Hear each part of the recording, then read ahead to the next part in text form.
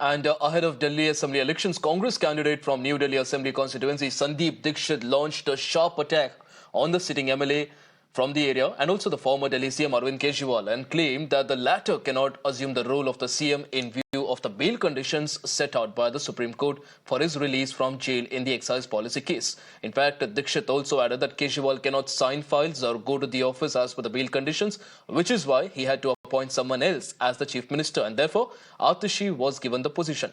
Dixit also claimed that if at all Arvind Kejriwal wins, he will only be winning as an MLA. विधायक तो खैर केजरीवाल बन नहीं रहे नई दिल्ली से, पर चलिए छोड़िए।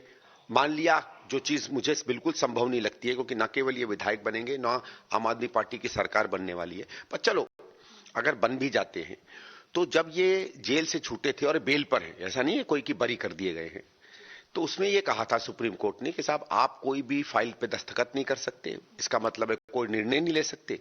तो अब तो कोई निर्णय नहीं हो सकता मुख्यमंत्री के दस्तखत के बिना।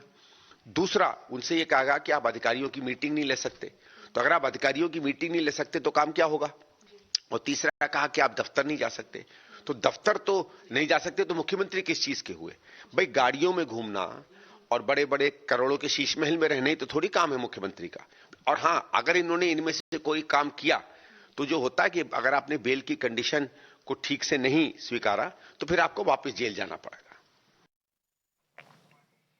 Meanwhile, Goa